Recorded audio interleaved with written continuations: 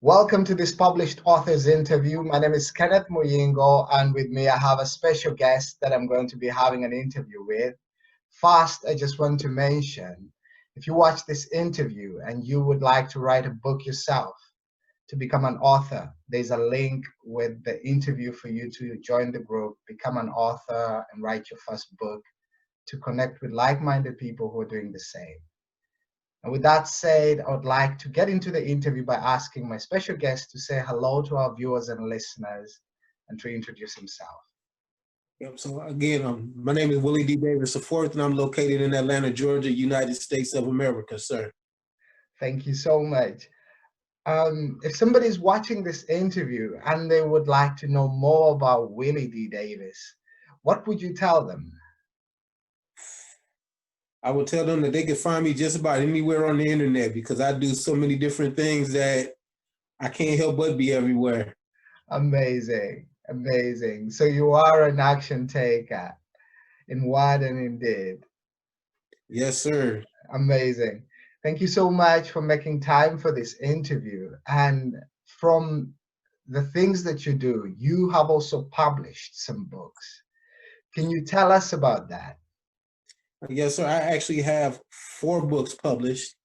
The first one is called Love for the Game, which is actually, by the time I get done, it'll be a 3-part trilogy. I'm actually working on the final chapter now. Yeah. But Love for the Game, Book 1, Love for the Game, Balls in My Word, and the final chapter is called Love for the Game, Endgame. And that's basically a gangster novel set here in Atlanta, where there's 2 different sides of the gangs that are being pitted against each other by a rogue FBI agent. Wow. Then I have Brutal, which is a psychological thriller with a gentleman that he's fighting with himself as well as kidnapping people in Atlanta. So he has a split personality that each one is fighting for control, but at the same time he's also kidnapping and torturing people. And some of the characters from Love for the Game actually appear in that book. Wow. And the 4th one is called Confessions from the Flipside of Love, which is a book of poetry, of original poetry that's written by me. And I'm actually finishing the 2nd volume, which will be due out in November. Confessions from the Flip Side of Love. Yes, sir. Amazing. Wow. And so the series, Love for the Game. So already 3 books, and the 4th is Confessions from the Flip Side of Love. Yes, sir. Wow, amazing. And I'm curious, tell us about the love for the game, the vision. What inspired you to write these books? Believe it or not, Love for the Game actually started out as a contest entry. Here in Atlanta, they have this magazine called Creative Loafing, and every year they would do a writing contest. They would give you the subject, and you had to write a 3,000-word story. So I was bored at the time, and I didn't have anything else to do, so I was just like, yeah, I'll enter. And I didn't win, but I got mentioned. So that kind of inspired me to see what else, how much further I could take the story, and in turn it into Love for the Game. Wow, and then the trilogy was born. Yes, sir. Wow, that's amazing. And it all started with a contest. Yeah. And go for it. Love for the Game actually, it's written in a first person sense. So I'm actually, like, each chapter is written from the eyes of that character. So I'm actually every character in the book, and I'm writing how things happen from their perspective, even I'm as a pregnant woman. Wow. That's amazing. So you sort of like step into their position and see life from their perspective. Yeah. Amazing, amazing. And that's just powerful stuff. And how did you choose the topic for Love for the Game? Because after the contest, then you decided, I'm going to take this further. Was there sort of like a decision process that you needed to go through to get concrete on the topic, or was it an easy choice? Well, love for the game. Actually, the characters in the book are actual people.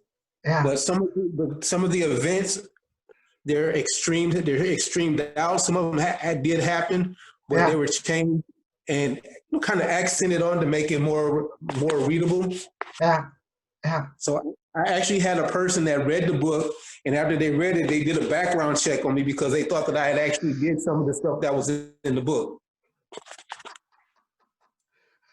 So they were like, I have to just check this out for myself. Yeah. Wow. The characters are actually real. They're based on people that I hung around with and that I grew up with. Yeah. Amazing.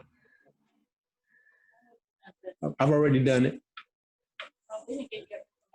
Okay, well, I'm on an interview right now, so. Yeah.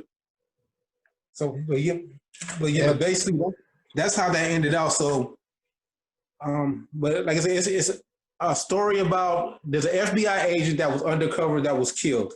Yeah. And his partner is getting revenge by pitting two other gangs in the city against each other to try and make it look like a gang war instead of a revenge tactic. Yeah. Wow. That's some powerful stuff. And then somebody actually did a background check on you to be sure that you didn't do some of this stuff. Yeah. Wow. Amazing. So it was fun. It was funny. It was fun doing the book, and it's still fun. But like I said, the third book is going to close everything out and tighten everything up so where everybody understands exactly what's going on. Yeah. Wow. And listening to the journey that you have been on with Love for the Game and then book number 4, do you consider yourself as a naturally talented writer, or would you say that writing is a skill that you've developed over time? I say it's a skill that I developed over time. I started out doing music, and I started out writing poetry in school. Yeah. So writing has always been in me. Yeah. I just never thought that I would see the day that I would actually write a book. Yeah. So I tell people that if you live the life that I lived, and you can turn around and take everything that you've gone through and turn it into something positive, then anybody can do it. Amazing. Wow.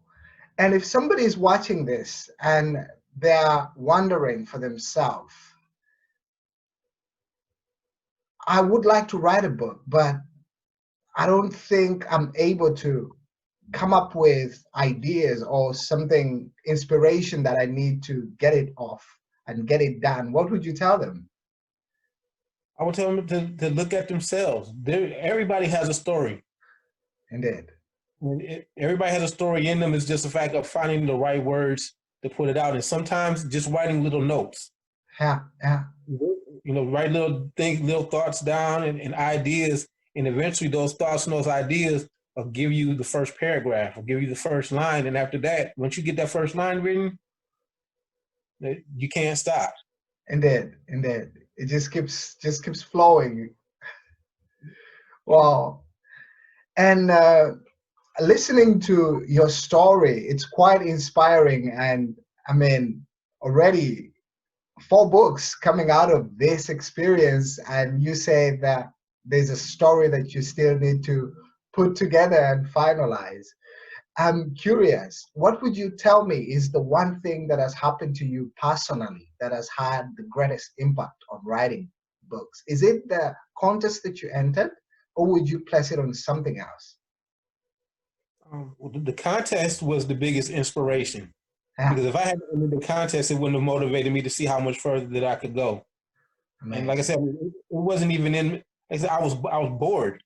I was sitting at home and I didn't have anything to do, and I've seen the contest many times, and I just blew it off. With this particular time, someone was like, "Go ahead and enter the contest," and after that, it just flowed. Amazing. So you never know what's going to inspire you. You never know what's going to motivate you. The tiniest thing could just spark something in your mind to make you pick up a pen and write. Yeah, and if somebody is listening to this and they feel with what's happening in the world today and all the questions and the uncertainty that is around us, that they feel they've lost inspiration, what would you share with them from your experience and what you know now? Biggest inspiration are really the people that you don't know that's watching you. You know, we all have, even you yourself, there are people that are watching you and watching this that you don't even know. And they're inspired by you and they're motivated by you. And we focus on people that know us. We focus on our friends and our family, people that we work with. But there's people around us that we're actually setting an example for, and we're designing a path for that's going to follow behind us that we don't even realize exists. Wow. That's your motivation and your inspiration, because there's always somebody's eyes that are watching on you. It's not just the jealous people, and it's not always the haters, but there's somebody that's motivated by you that doesn't even have that they're still trying to get the courage to tell you, hey, can you motivate me? You motivated me to do this. They haven't found the words to express that to you. That's your biggest inspiration. Wow. That's powerful. Thank you so much, Willie. So there's people watching, and if not for anything else, that should be our biggest motivation for us to move forward. Yes, sir, because even with all the negativity, we're still doing what it is that we believe in. We're still following our passion. And people that want to give up, they're seeing that we're not giving up, they won't give up either, because that gives them the motivation and the power to say, well, if they're still doing it, so can I. Indeed. Wow. That's some powerful stuff right there. It's thank you so much. It's and so after book number 4, and you have finished to complete this story, this mystery that was said from Love of the Game 1, will you be working on any other projects moving forward? Yeah, I actually have 4 other books that I'm working on. Wow. And I'm actually working on another book that's personally about myself. It's called The Declaration of Me, The Power Within, which is actually going to be dealing about the question that you asked me about inspiration and motivation. It's about finding the power within me to keep going and to keep pushing and to keep motivating and inspiring. Yeah. Wow.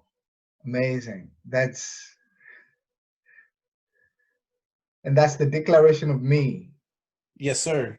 Amazing. Some powerful stuff. Thank you so much. This was really powerful stuff. Thank you so much, Willie. And I'm curious, if somebody is watching this and they would like to buy your books, where can they buy your books? There's a site, the main site that I use is called lulu.com. It's www.lulu.com. Yes. And they've actually been instrumental in getting my books into Walmart, Barnes and Nobles, Amazon. If you're an aspiring writer and you looking into self-publishing, there are sites out here that will help you, that will not charge you an arm and a leg. Lulu.com is one of those sites that has been very instrumental in me getting my books out. Amazing. We'll put the link to lulus.com with your books on the interview so that people can access them. And if somebody's watching this interview and they would like to contact you personally, maybe to get some more information about what you do, how can they contact you? Again, they can find me on Instagram, Facebook. My email is WILLD as in David, AVIV@gmail.com. I'm always willing to help anybody out and point them in the right direction, because to me, that's what we're supposed to do anyway. Amazing. We will put those links as well with the interview. And this was some powerful stuff, Willie. Thank you so much. And is there anything else that you would like to mention that we have not been able to address in the interview? Well, if anybody just happens to be paying attention in Atlanta, I have been nominated as one of ATL's hottest authors here in Atlanta. The voting starts tomorrow. So this is my 2nd year being nominated. So I'm looking for the win this year. Amazing. The voting starts tomorrow. Yes, sir. They will go to hottest.com and place their vote starting tomorrow. Amazing. We will put that link as well with the interview so that people can access it and vote. Wow, thank you so much, Willie. This was really wonderful. I'm so glad that we were able to do this. And I will sure be keeping in touch with you. I appreciate it. This is an honor for me because, again, from where I come from to where I am now, this is you're talking to somebody that's in the UK. This is like major to me. Thank you so much, Willie. I appreciate it. Thank you, sir.